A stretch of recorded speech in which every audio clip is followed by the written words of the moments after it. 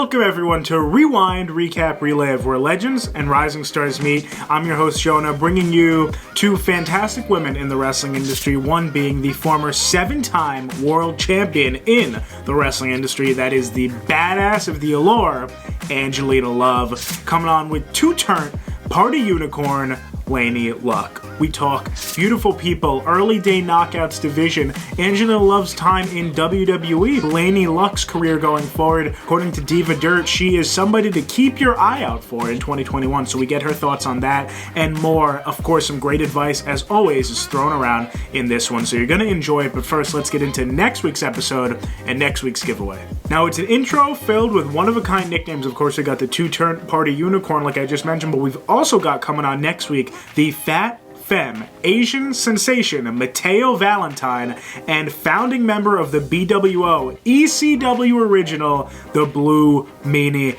I loved this episode. This was one of my favorites. I know I've been saying that a lot. I love all my episodes. I'm a little biased, but next week, it's amazing. Trust me. I can't wait for you guys to see it. I had so much fun filming it with Mateo and the Blue Meanie. So keep your eyes open for that, and you have the chance to win some Blue Meanie merch. He's got some cool pins up on his Pro Wrestling Tees store that, of course, go with his great podcast of his own, Mind of the Meanie. So you have the chance to win that, and all you have to do is comment down below hashtag R3 giveaway. That is hashtag R3 giveaway in this full interview with Angelina Love and Laynie Luck, and you can win some Blue Meanie Pins. Who wouldn't want that? Enter now. Enjoy. Everything is taken care of. We're sending it home. All that's left is for you guys to please go right down below and click that subscribe button so we can keep producing this great content for you each and every week. Make sure you also hit that notification bell down below, ding ding ding, so you don't miss a thing here on Rewind Recap Relive. Please like this video, share it around. We just launched on Twitter at R3Jonah. Rewind Recap Relive wasn't taken, it was just a bit too long, so we went with R3Jonah. I think it's a good name. I think it's easy to remember, easy to associate, so look that up at R3Jonah on Twitter. Give us a follow. Make sure you enjoy Angelina Love and Laynie Luck, and keep your eyes open for the Blue Meanie and Mateo Valentine next week. Enjoy.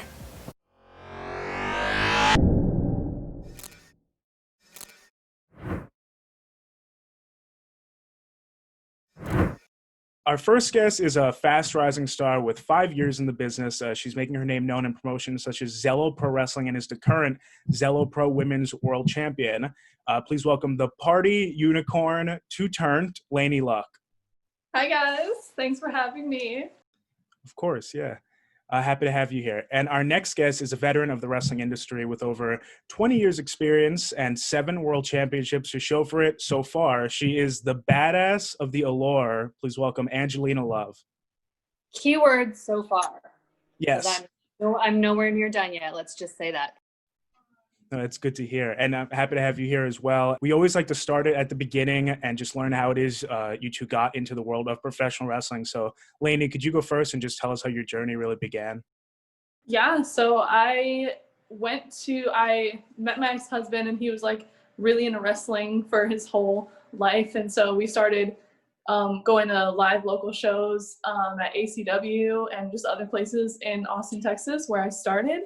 And I remember, like, it was really cool and I was into it, but then I saw Barbie Hayden and Athena / Ember Moon have a match, and I was just like blown away because, like, they were both so beautiful and they were like doing all this cool stuff. They were wrestling like a cooler match than the boys, and I was like, we can like I had no idea that women could do cool stuff like that. And like the last time I had watched wrestling, I was like 3 or 4, and so they weren't doing that kind of stuff. Well, what I was watching, I wasn't seeing them do that kind of stuff. So I had no idea that this was like, they were out here doing this kind of stuff. So yeah. After that show that night, they were passing out flyers for a training school that was in Austin. And I said, I got to do it. Let's go. What was the first promotion that you did get with during that time? The first promotion outside of my wrestling school was RCW in San Antonio. Nice. So that's where you first started, and then now you're in Zello Pro, which is in Chicago. Yeah. And Angelina, how about yourself? Do you resonate with that at all? Oh, gosh, yeah. I started when I was 18, but I mean, I watched wrestling as a kid. I was always very athletic. did swimming and gymnastics, track and field. And then me, I just, always wanted to be a little performer, even though I was really kind of introverted as a kid and as a preteen. I still just, just always pretended like I was a manager or I was a singer or something, just always kind of showy stuff as a kid. So the first time I ever saw wrestling, I was probably 7. And I was just so young, it was like, if I remembered the day and the channel and the time, then I would catch it. But as I got into being a teenager and learned how to work a VCR and was buying VHS tapes and, could film things could tape things when they were, rerunning at 1 a.m. or whatever, I just started my tape and then, but I used to go when it's still WWF.com, they used to have a section on their website where it was like trivia. You could play trivia games. And I was like obsessed with playing the trivia games. And you could talk that's so cool. Yeah. You could talk to other people in the chat room. So there was a guy that I talked to. He was a ring announcer for indie promotions in like the St. Louis kind of area. And him and I just got to talking, and I was 18 and I was like, yeah, I have no idea. Like, I want to be a wrestler, but I have no idea where to go, who to talk to, how to get into it. So I didn't know indies existed. I just knew WW and WWE at the time. So, so we just got to talking, and he just kind of Googled and found like various Ontario independent promotions and just sent me like some phone numbers and email addresses and websites. And so I had my best friend Julie come over, and we did a little backyard photo shoot at 18 years old. Some pictures and wrote up a little bio for myself, and then I just sent it to everybody. And then a month later somebody would be like, oh yeah, we have this show coming up if you want to come by. We don't really know what we can do with you, because there wasn't a lot of female wrestlers in 2000 on the Ontario indies at the time. So I kind of just went to my first show, and I think everybody realized I was actually kind of serious. I wasn't just, a little girl that just wanted to meet wrestlers. So then it just became, you just network from there. Every show, like, oh, we know of this show that's happening in 2 weeks and they need a girl if you want to come, blah, blah, blah, blah, blah. And then you just kind of network and go from there. So you mentioned you started on the Ontario Indies, and you said that there wasn't a lot of female wrestling. I'd like to compare, seeing as Laynie's on the independent scene now. How would you say the landscape was? You said there wasn't a lot, but was there ever, were there certain hot spots, would you say, Angelina? No, I would not have known, because I was just kind of doing the Ontario Indies. Gotcha. Ron Hutchinson was running AWF, and if you worked for Ron, like, you couldn't work for any other indie, but that's just how it was. So like Gail was working for him and Tracy Brooks was working for him. So for me, when I was getting into the indies, it was just like the girls in the locker room were like strippers or guys' girlfriends. So I think that's what a lot of the guys were used to. So when I came in, like, little blonde 18-year-old girl, like, I want to be a wrestler, the guys were like, like, really? I think, a lot of the guys tried to feel me out, not literally, but just kind of feel me out and be like, do you really know your stuff? Do you really want to be a wrestler, or are you just a fan or like a mark backstage or whatever? So, but I think very quickly the guys really realized, like, wow, she's serious. And I just, everybody was so supportive of me. I had a great time doing the Ontario Indies when I did them. And so Laynie, so you were nodding. So you debuted around 2015, and I think that's right before that the women's revolution happened in like the big leagues, but there were still divisions that were killing it, like the Knockouts division. So did that show on the independent scene when you broke into it? Yeah, let me just jump in. Like, you do, honey. When it comes to the women's revolution, like, I think everybody knows the Knockouts started that in like 2007, 2008. Right. Yeah. WWE kind of made their own thing years later. They branded it. Yeah. Yeah, like, it's always so inspiring and like crazy to like hear about like the things like women like you went through before us, and just like just taking a photo shoot and like sending emails out and like showing up to shows, and you're not like, you don't like have a school, and you don't like have like all these other women like doing it too. Like, that's crazy to me. Like, I don't know. Like, I feel like it's just really cool that like we don't have to do it like that anymore. Like, we get to just go train and then just go on the indies like all the other boys would. But like, that only happened because of you guys. Yeah, I started training after, like, after I got exactly into it. So that's so scary. Like, you were just out there doing it, and you said, let's try. But I wasn't wrestling. That's the thing. Like I managed for a year and a half before I started training. So, and I remember I did try to take like some semblance of a bump at one point, and I hit my head like really hard. Oh no. And I remember in college and be in computer class and looking at the screen, and I was like, oh my God, it's such a headache. Like, oh, what did I do? And then but then, like, you know, a lot of people that broke out of AWF who were just working for Ron at the time, once they kind of left because the Ontario indie scene was kind of starting to, you know, hop around 2001. So they wanted to work more, but you had to like leave and not work for Ron to be able to work for other indies. So like Sin and Fuego, my trainer, he was like a Ron Hutchinson kind of AWF guy, and he was doing darks every time WWE came to Toronto. So there was just like a big group of us. It was like me, Gail, Tracy, Rob Fuego was our trainer, and Sin, Kizarni, whatever. And then brother Steve, and then there was this guy, Chris Chambers, who still does stuff in the Ontario Indies, and Ash. So there was like a bunch of us that started a really great school. And then, you know, we had a lot of kids come in and come out, and you know how it goes with trainees. And but yeah, that was kind of like our group. And then it was like Sean Spears and Eric Young, and a lot of those guys were still around the Ontario Indies at that time too. So our group that kind of came out around the 2000 to 2002 Ontario Indie era, a lot of us are still doing stuff in wrestling and have done some things. So it's pretty cool. We came from a good group. That is awesome that you guys are all still out here doing it. Crazy. I haven't figured that out yet. And so you mentioned training. I'd love to hear, did you take to it immediately, Angelina, like wrestling, or was there like a learning curve? Oh God, it was awful. So I'm a Virgo, and like one of the main Virgo traits is you're a perfectionist, and that is like me from head to toe. So the learning process is very difficult because I just like to know how to do things right away. Like I just want to do something, and I just want to know how to do it. The in between and the learning and the having to ask questions like makes me crazy. So I actually, Eric Young was actually my first like boyfriend in the business. So he had a school in Cambridge.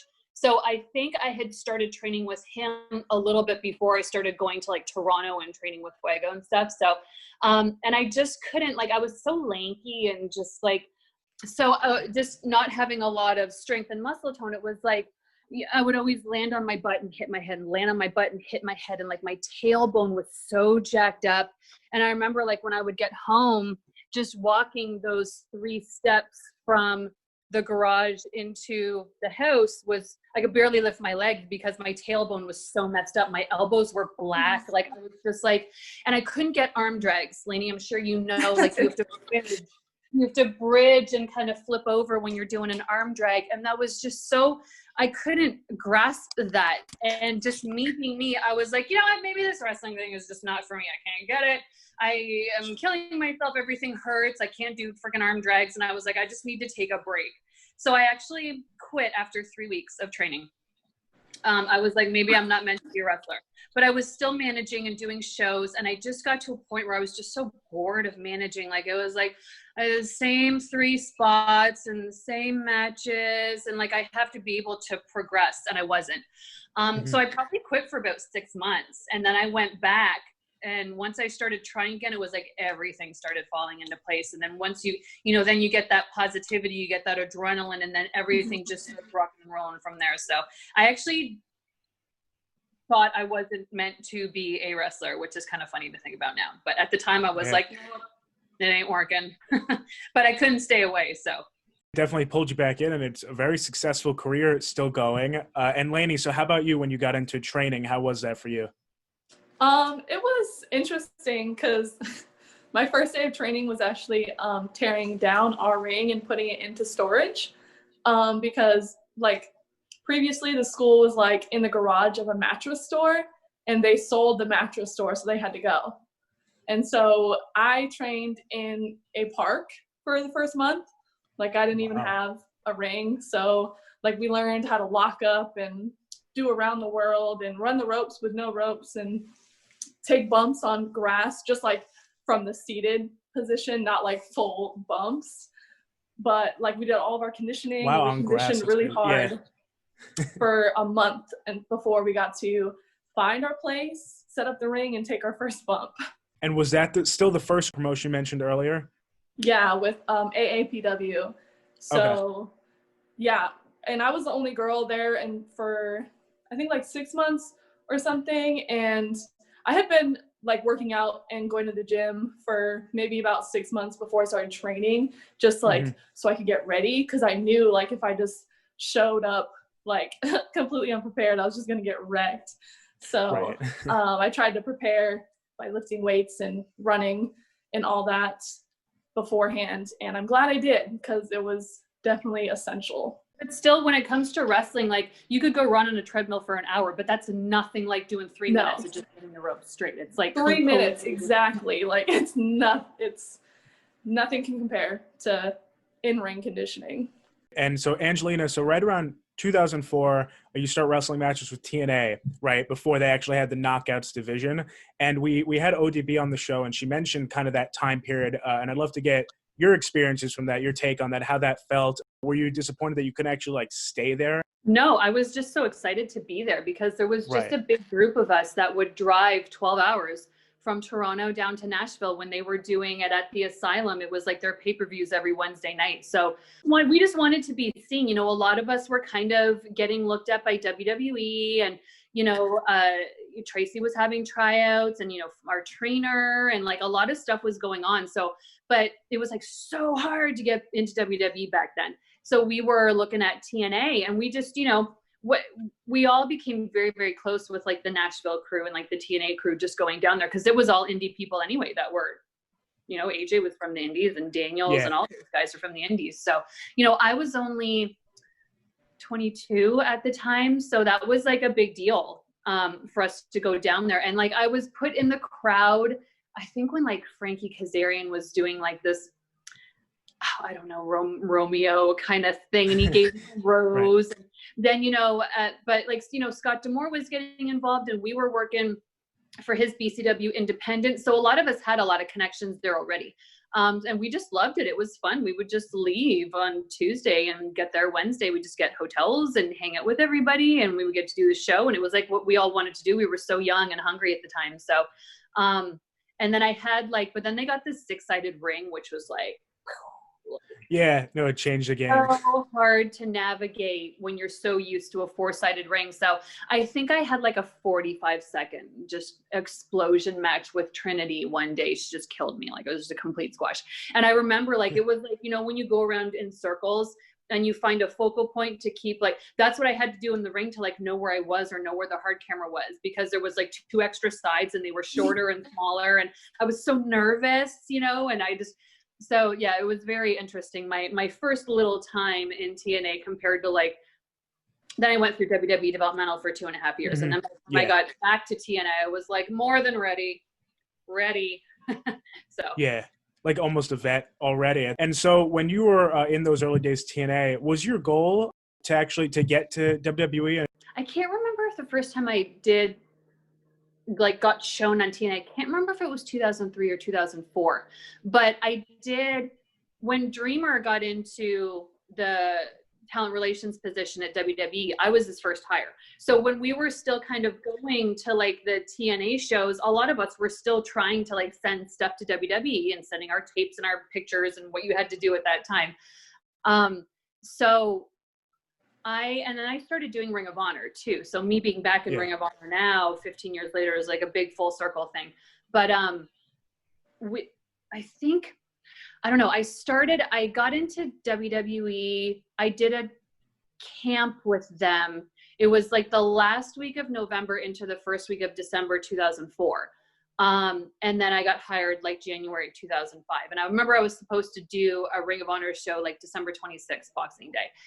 But I had just got hired like the 22nd. So I had to call Gabe and tell him like I couldn't do the show. I had to go back to Canada and get, you know, wait for my work visa and all that kind of stuff. So a lot of us were still like, it wasn't just like, cool, we're going to these TNA shows. We're just focusing here. Like a lot of us were still trying to get into WWE at that time. So Dreamer took a liking to me. He liked my look. He liked that, you know, I already had 4 years of experience and I was, you know, I was a good person. I had knowledge of the business. ODB and I were living together. We were that's so cool. yeah, we were traveling a lot together at the time. So she was also going to all of those TNA shows too. We would always hop in her Ford Explorer, which we loved, and we would just go do indies and be gone for a week. And I have no idea what that life is like anymore, being a mom. But yeah, we just used to do that all the time. Laynie, do you want to take it over then? And because you've wrestled for numerous promotions too, you want to talk about that travel or some things you've learned from those promotions you've been with? Yeah, I mean, I definitely had those weeks of travel. You just go and wrestle and explore, and you're with your friends. I had a lot of that in Texas because the first girl that came into my school was Alley Cat, the first one after me. And so we like tried to like rush her really quick to get her ready so I could like finally have like some women matches. And so we kind of like got shipped out together. So we got to like travel, and our first my first out of Texas road trip was with her to Tennessee. And yeah, lots of good memories from the long road trips. So I traveled a lot, and then I moved. So in between Texas and Chicago, I stopped in Kansas City for a year, and that's when I did a lot of traveling alone. And I feel like I really grew a lot in that year. I got to do stuff with NWL that is not around anymore, but they were like trying to be the next big indie company that had contracts and whatever. So like I got to have TV experience with them, just like I was announcing and being the title girl and ringing the bell and like a bunch of backstage stuff. So that was cool to like get an opportunity to like see how TV kind of style promotions work more. But that's pretty much the only real like TV experience I've had. I've been on Booker T's ROW and everything, and that's an experience, being watched and critiqued by Booker T. He's probably the one that I learned the most from and gained the most confidence from, is working his shows and being around that environment. It's really cool. Do you want to talk about that experience a bit, working with Booker T? How did that come about? So I'm trying to think.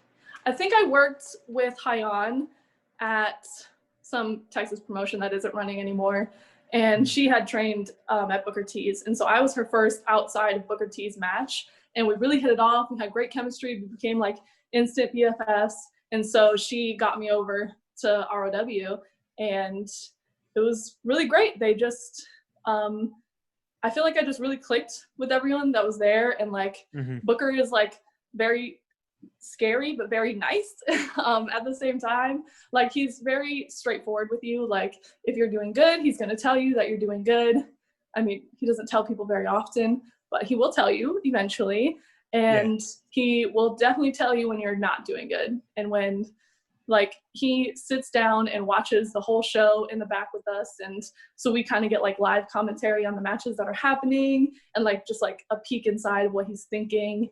And just being able to like have him like preview our matches and like make tweaks and all that to what we had planned, and like turn them just like a little bit, you know, like a 30-degree angle, and it's like so much better. So it's cool to like get that kind of critiques. Booker's hilarious. I got to work with him him and Charmel were in TNA for a long time.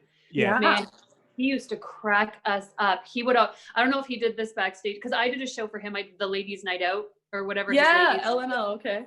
I did one of those like 2 or 3 years ago, and him and Charmel were backstage, so we got to catch up. But like backstage at TNA, when we're all in Gorilla, like watching the monitor and stuff, he would always come up. He'd have his dreads up in a little bun, and he'd have a jump rope, and he'd be jumping rope like this, and he would do commentary, like Mick Foley, and he did it in and he would just say the most ridiculous stuff. He's this giant of a man doing this funny sounding voice, and he was just doing like ridiculous comment, and we were all just like in tears. Like, he's so funny.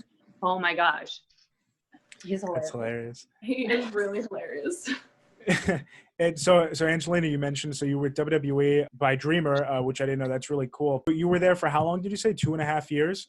I was there. So I got verbally hired in December 2004, and then I got my contract in January 2005. But okay, I was in Canada, so I had to wait for my work visa, and that, you know, is a little bit of a process. So, and then they started Deep South, where they just had OVW before. So I kind of had the choice of like, hey, you can go to OVW and start right now, or you can just wait just a little bit, and we're going to have this whole new like developmental system start.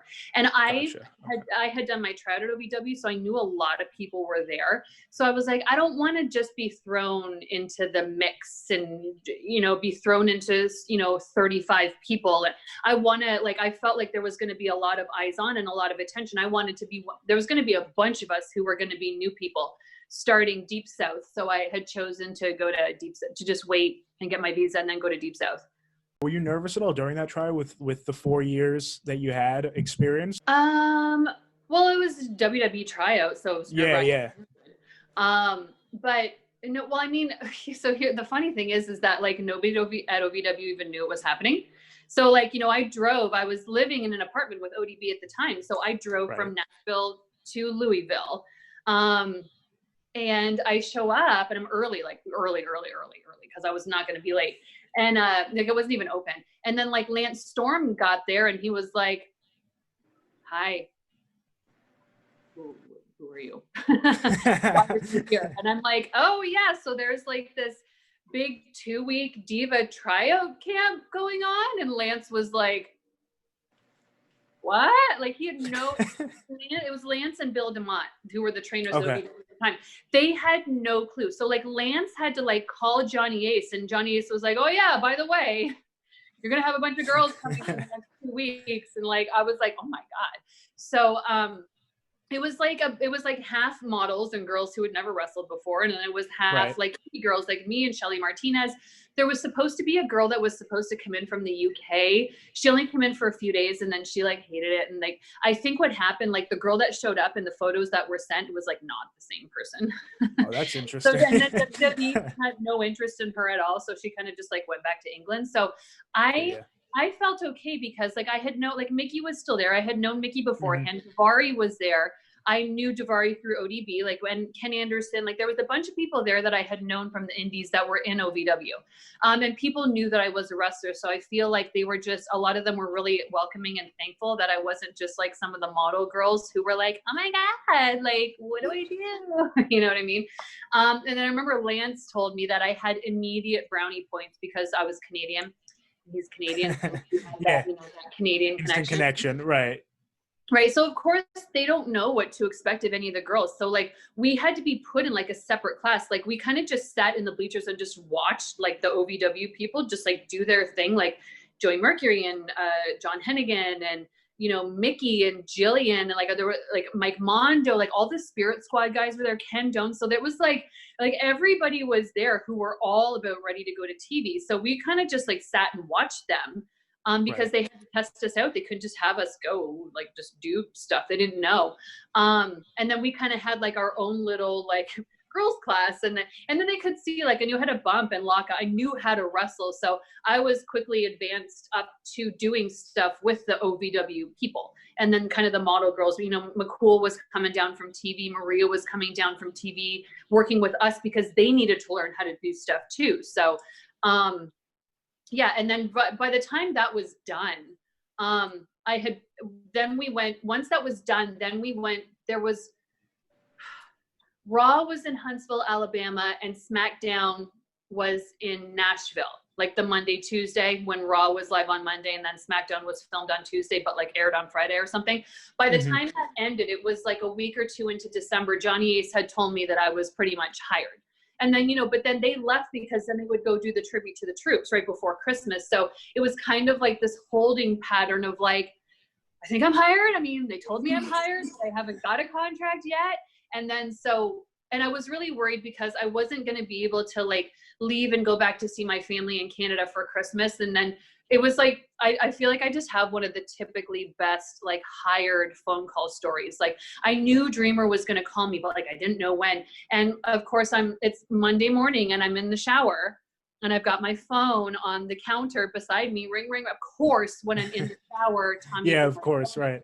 So I just put towels on and stuff. And then he calls me and he's like, "All right, kid, you're hired." And I'm like, just fall into this bumbling mess on the bathroom floor, wearing towels, like just so happy. And then he kind of told me like, okay, like we're going to get your contract, blah, blah, blah. And then I knew I could go home because I had to head back to Canada because they were going to start the visa process. So then I called my mom, and my mom was working at the time. She's not anymore, but she was working in an office at the time, and she knew like to be expecting the call. So when I called her, she put me on hold because she wanted to like gather everybody from her office, from the building into her office. And then she like put me back on speakerphone, and I was like, I got hired. And then it's just like all these, oh, that's awesome.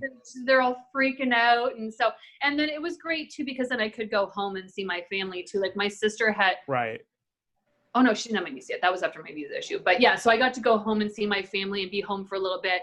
And then I got my contract sometime in January 2005. And then I just pretty much waited to get all the visa stuff to go. And then until they got Deep South figured out.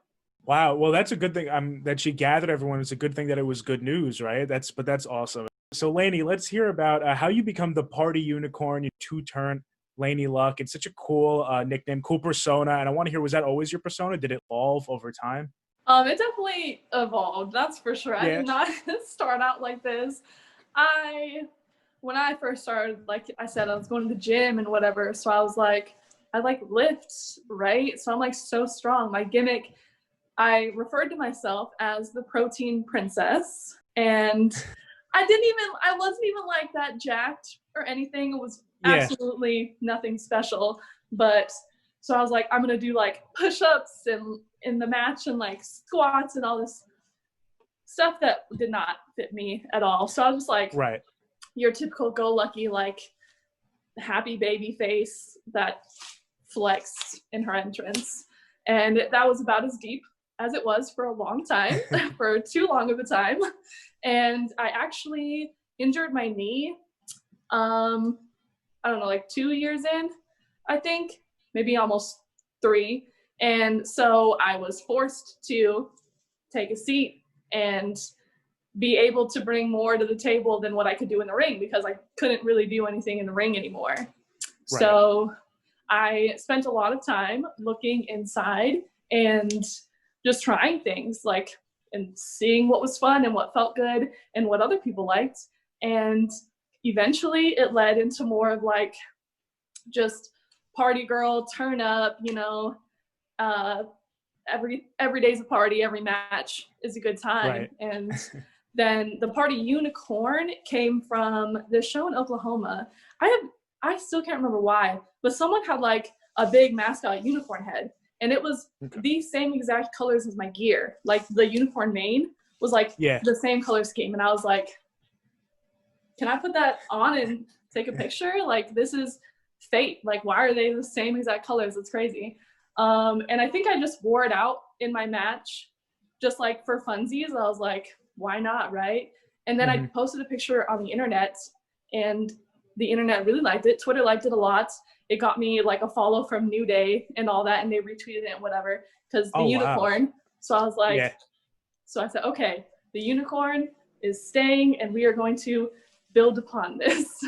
Nobody knows exactly what they're going to be when they first start. Like, everybody goes through that awkward, like, like, what am I? Like, no one knows what to do. Like, I mean, I was just a baby face when I first started, because I was just like the little 18-year-old blonde girl, and Tracy Brooks was like big boobs and dark hair, and she was really good at being a heel.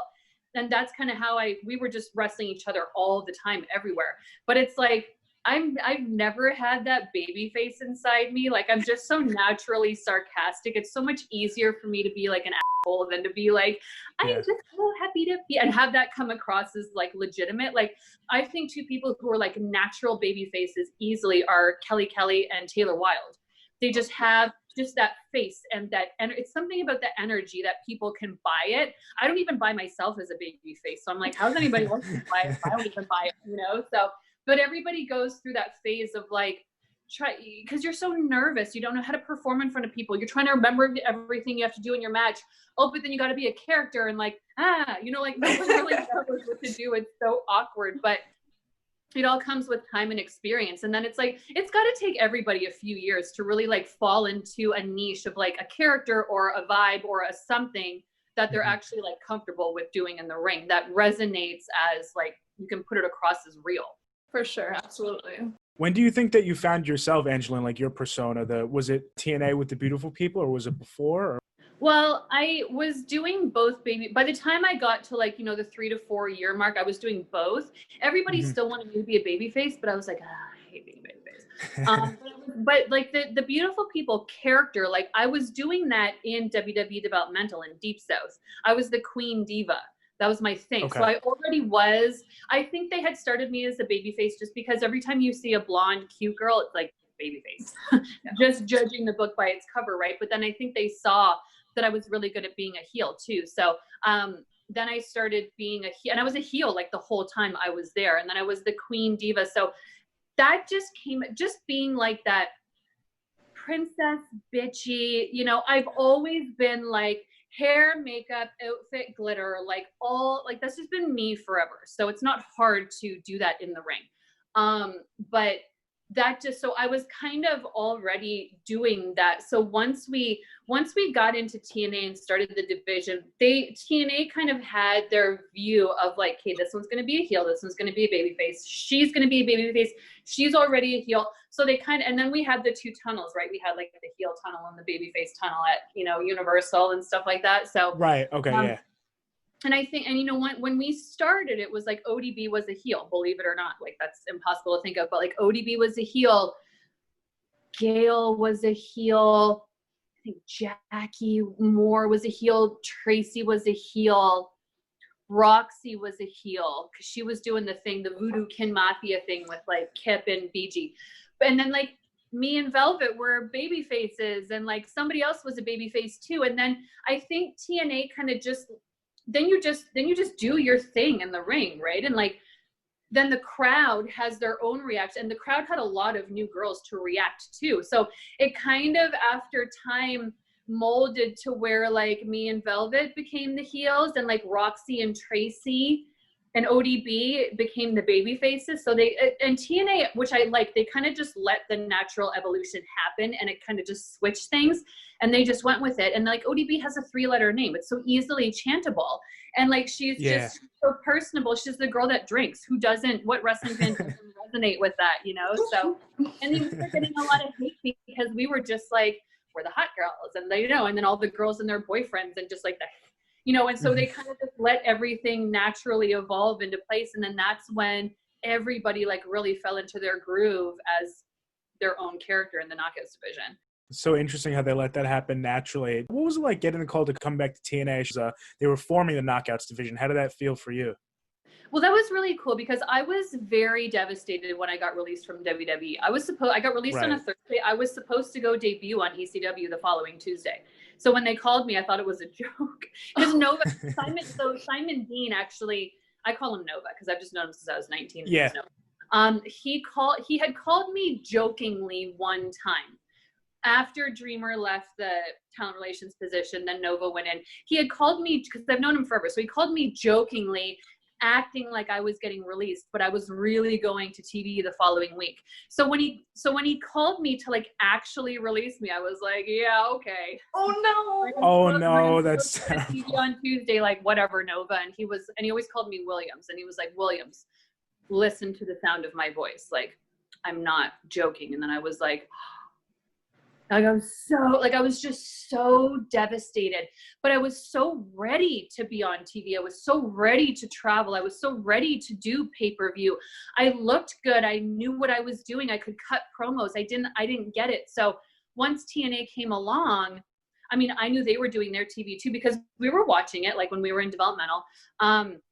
And it was full of so many people I knew, like a lot of people that I had known from just going there in 03 and 04 were still there in 07, and then like Chris Sabin and Alex Shelley. I was doing D'Amour's BCW shows, like his indie shows with them in Windsor. Like there was just a lot of people that I knew. So I was actually very excited because like the first thing we did was TV. And then we went straight to Bound for Glory, which is the biggest pay-per-view of the year in Atlanta. And it was in front of thousands of people. And I was like, yes, this is what I wanted. Yeah. But I remember like when I got their contract, like getting a contract from WWE is like a book. It's like alphabetized. There's like, it's color coded. It's highlighted where you got to sign things.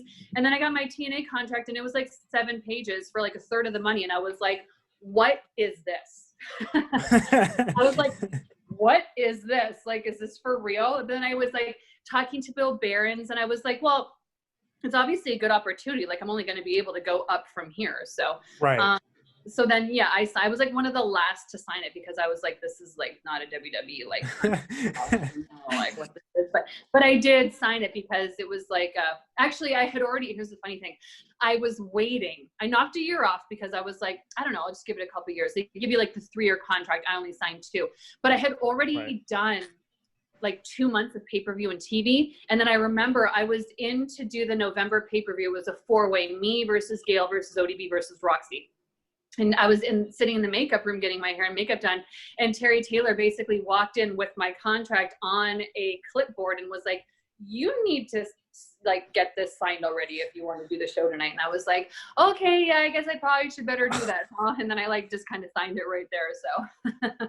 So when you and Velvet were paired up, was there instant chemistry? Because that's one of the most beloved teams in the wrestling industry is the Beautiful People. So how did that form? Well, I mean, we did that ourselves and then brought it to Vince Russo, and that's who worked with us with it. So when I was in WWE Developmental, I call her Talia. She's always tallied me. She had come into Deep South to do like a week-long tryout. So we hung out there. And then in that purgatory era of me, you know, being released from WWE before going to TNA, it was like 5 months. We did a couple of indies together too. And then they had contacted her to hire her for the division and contacted me to hire me for the division. So we had already kind of, and just being new girls there, you know, we kind of just like stuck together. And then, you know, we both had like the same ridiculous, sarcastic sense of humor. We have similar personality traits, and, you know, we have our differences too, but we just, you know, and we were, because we knew each other, we were booked to stay in the same hotel together too. They had like 2 girls per hotel room. So we were rooming together. So we were just spending so much time together. And we just noticed, like, if we really wanted to stick out the way that we wanted to, because there was so many new girls coming in at that time, everybody was just being like their one singular persona. That's why we wanted to do something as a group or as a team, you know, to really make it different. And she was the same. Hair, makeup, she loved being pretty, loved being girly, wore little outfits, wore little skirts. So we kind of had that going, and we were like, it was basically, our idea was like a mix between Paris Hilton and Nicole Richie in The Simple Life and Mean Girls, the movie. That was kind of what we molded our you know, our characters after. Yeah.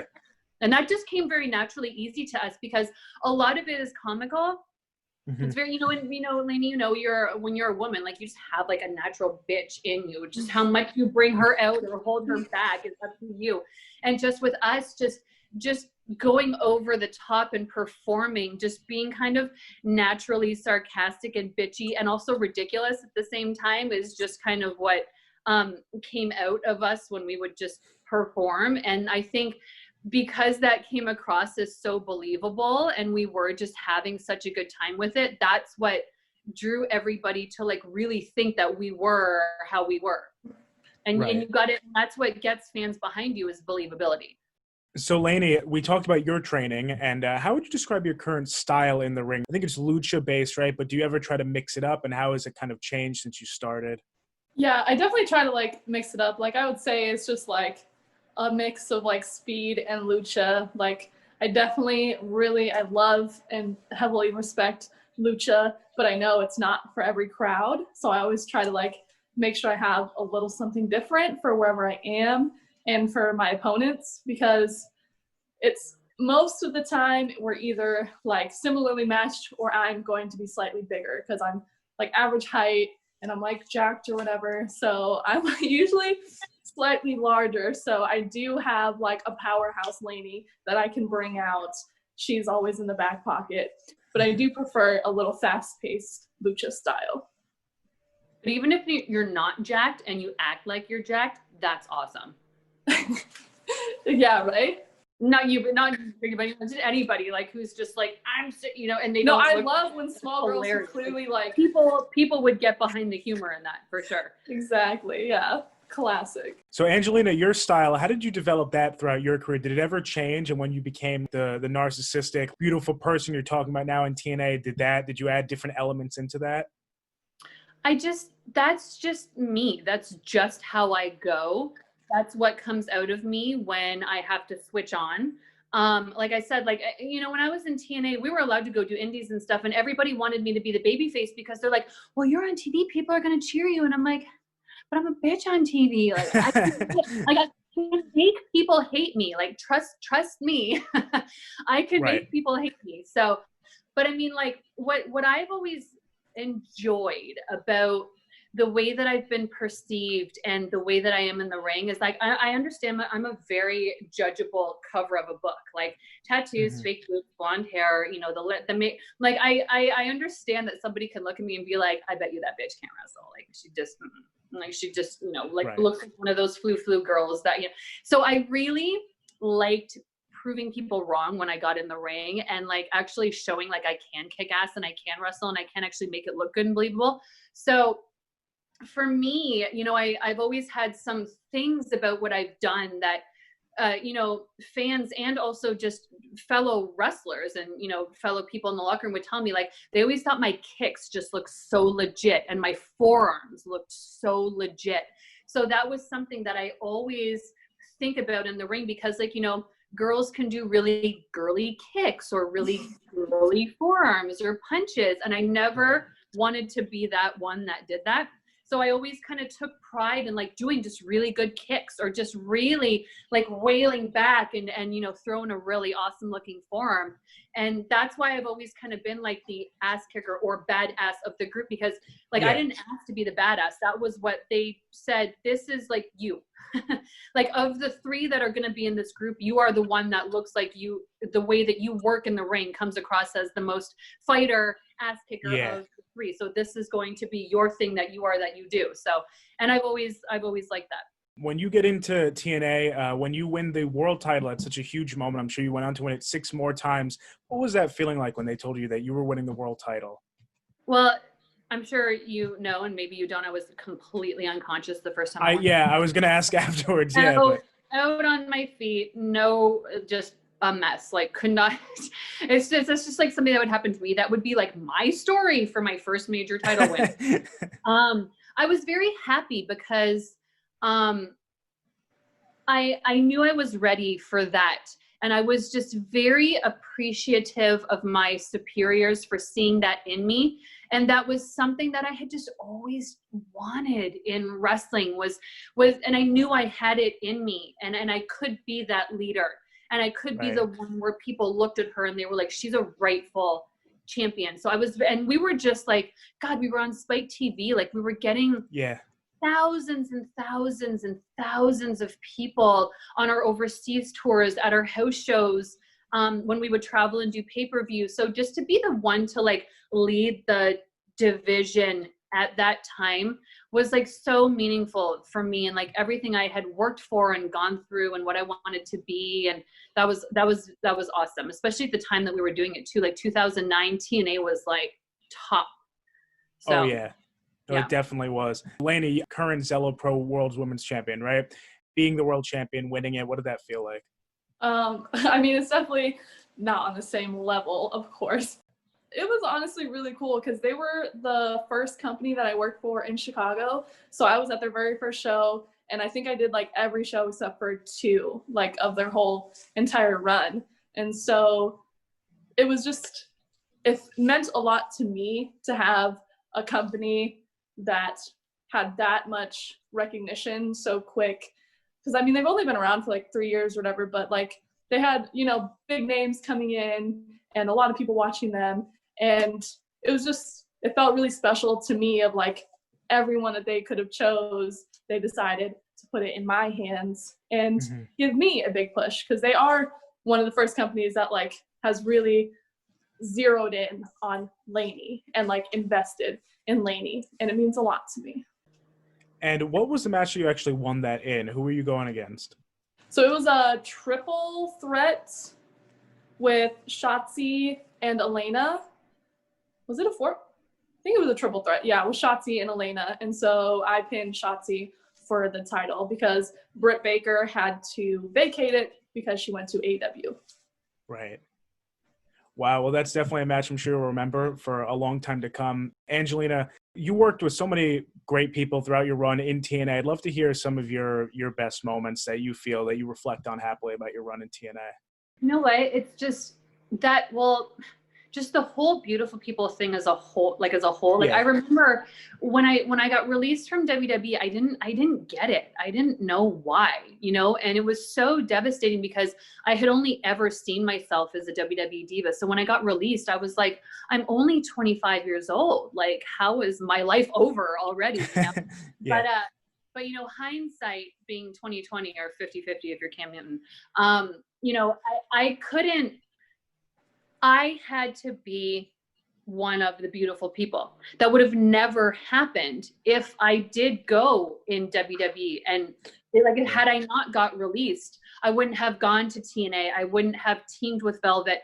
Like we literally made history with the beautiful people. And that is something that we'll always hold so dear to ourselves because it's one of those things that you can only imagine to do. You know what I mean? And we were just, everything is about being the right person, in the right company, at the right place, at the right time. And that was just everything for us when we started doing the beautiful people. So who I got to work with. So just like I said, had it worked in WWE, I never would have been able to do the TNA thing. And just, we just had so much fun. I was never a huge fan. Like me and Velvet could have always done it ourselves. I was never like a huge fan of always trying to figure out if we needed a third member. But I think that was just another testament to what we were doing. TNA was like, well, we need to do something with this, but let's do the beautiful people, the beautiful people, it'll work, it'll get over, but we just, with Kip, I posted something about him on Instagram, I don't know, 2 or 3 weeks ago, because when you really sit and think about Kip, I was watching him growing up, on WWF, he was one of the smoking guns, and Sonny was their manager, and I hated Sonny. And which just meant she was good at her job.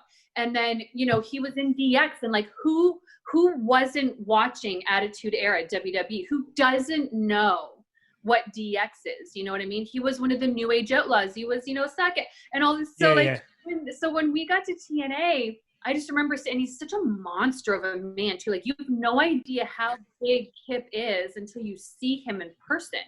He's a monster. And then when they told us that he was going to be with us, we were like, oh my God, is he okay with this? Billy Gunn, it's Kip James. He was in he was the New Age Outlaws, and he's going to be in our that's surreal. So we didn't know at first how, if he was going to be cool with us, because we were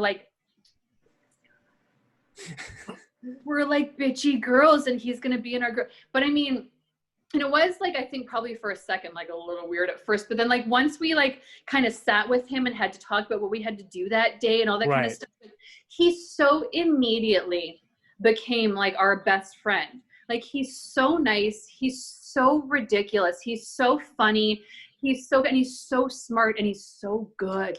I hate the word underrated, but that would be him. He's just, people don't know how freaking good he is. And Savio Vega was the girls agent at the time. And when we were beautiful people, we were always doing so many backstage segments, and then we would have matches too. So by the time we would get to the ring, it'd be 20 minutes until doors, and we'd be we knew what we're supposed to do. And then Savio, God bless him, he's got such a thick Puerto Rican accent, half the time we didn't know what he said.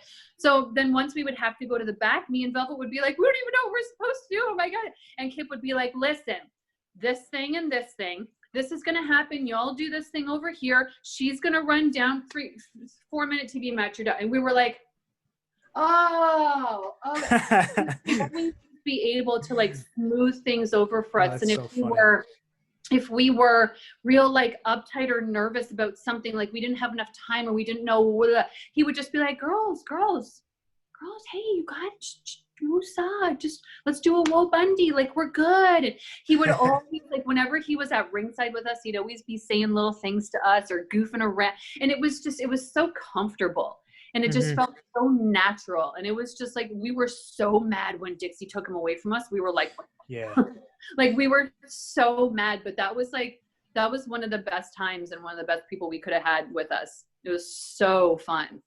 He was the fashionist, right? That was his term that he was with the beautiful people, something like that. Fashionista, yeah. we were like, he's gonna hate this. But he was super cool. He did, because then he started wearing pink boas. He had like the extra large pink, men's beautiful people t-shirt. He got shorts with lips and cherries all over that. Like he was just being ridiculous like we were, and he was loving it. That's awesome. That's really awesome to hear. Yeah. Laynie, are there dream matches for you? Would you say is that in your foresight going forward?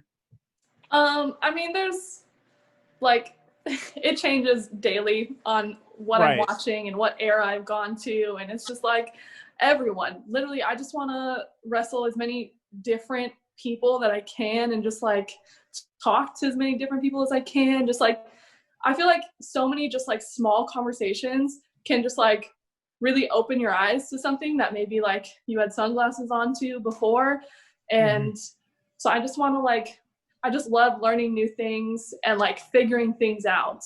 So like my dream match list is anyone who's ever done anything, because I can learn something from everyone, I think. So it's just really the next match. That's really cool. And Angelina, do you have any dream matches going forward for you? Or did you have any that you fulfilled already, maybe?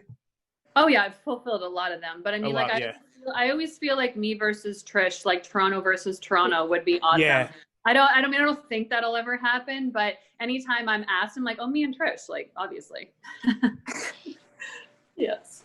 I mean, Trish would be like the one. But I mean, there's a lot. Like, I feel like me and, Becky Lynch, because we both kind of have that Stone Cold Steve Austin female persona. Me and Becky Lynch would be cool. Me and Sasha Banks would be cool. Like, I feel Sasha Banks, of course. Agreeing with Sasha Banks hard, Yeah, that'd be super fun too. Absolutely. And Angelina, I want to touch on now your Madison Square Garden debut. I'm sure that meant the world to you. That must have been huge. Can you take us down on experience? You and Velvet, Ring of Honor.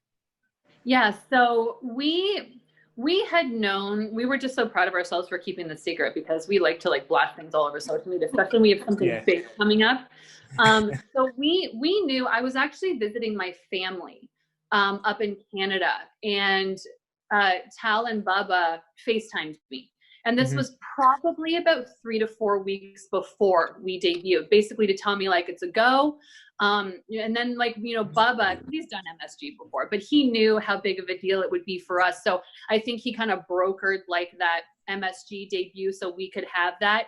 And, he kind of told me, me and Tal were just like almost in tears, because like MSG is like the Mecca, like, you're a wrestler and you work in it, that's like, you can't get bigger.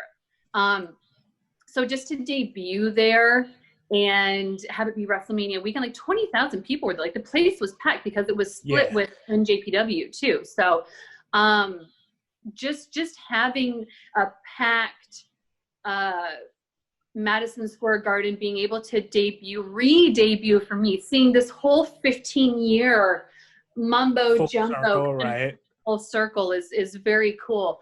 And then just starting another group because they knew we could do it. And then we were proud of ourselves for keeping the secret. It was hard. But just walking down the ramp and you have to go, like, it was such a huge ramp. Like you had to go up like 10 stairs, like to get to the top of it to go down. So by the time we kind of got up, like we were like, oh my God, I thought my heart was going to burst out of my body. Cause Bubba was kind of standing there and he was looking at Gorilla, and we're down at the bottom of the stairs, and he, gives us the icky, and we're just like, here we go. And then as everybody kind of saw us, you could hear, because MSG is so big, you get like that echo, right? Like that awesome arena full of people echo. And as everybody kind of saw us walking down, like nobody thought, the beautiful people would show up in Ring of Honor. So it's really cool, because if you look at some of the like pictures that were taken of us as we're coming down the ramp, there's just some people here and there who are like their jaws. It's actually really cool to see, because we don't see that stuff when we're there. You're just like in the zone, right? Yeah, so, I can imagine. Yeah, it was very cool. And I mean, like immediately, like everybody in Ring of Honor was so welcoming to us too. Like they think it's just so great having us there. And that's nice, because Ring of Honor is just so different. Like it's just different. The way that they, just the way they wrestled, their style, the fans, a lot of Japanese mixed in there. And we were just so used to like, I feel like TNA and WWE were kind of lumped together as like the more showy kind of stuff. Definitely. So it was cool because there was actually a lot of guys in the locker room we haven't met before. But like, especially like Matt Taven, I remember Taven saying specifically to me, like, it is just so awesome you guys are here. Like, I'm so happy you guys are here. And we were just like, you know, that means so much to us. And just to be able to still be doing something fresh and new in my career, 20 years in, was 19 years at the time, but now 20 years in, it's like, you got to have that to have a continual career. You got to have a constant evolution. You got to have something new. You got to have something that you're really good at that you can always just tweak a little bit here and there, but can go for like years and years and years or decades or whatever. Oh, absolutely. Really cool moment. And so, Laynie, you have been touted as someone to keep people's eyes on in 2021. That may be your year. So I'd love to hear what's on your mind as it pertains to that and what we could really see for your future. Well, first of all, like that means a lot, especially like Diva Dirt, like that's super cool. Like it's just, you know, something that you've read, you know, before I started training, you know, I was like looking into like all this stuff, and like that's something that always popped up, and I was like, wow, that's so cool. It's like dedicated to like women and like divas and spotlights and stuff. And so just to have someone think that, to put my name on their list is really cool. And I want to like prove them right. It just like gives me motivation, like that I am doing what I should be doing, and it wants me to like do more and push more. And I definitely want 2021 to be the year that my face is seen on TV more than it has been in any other year. And I mean, obviously every year at the end of the year, our goal should always be to like get a contract somewhere. So I think with all this stuff that I've been working on, having to stay home and be inside your head a lot, like I've been trying to like make the most out of it and make sure that I have a lot more to bring back to the table in 2021 than I did when we left 2020.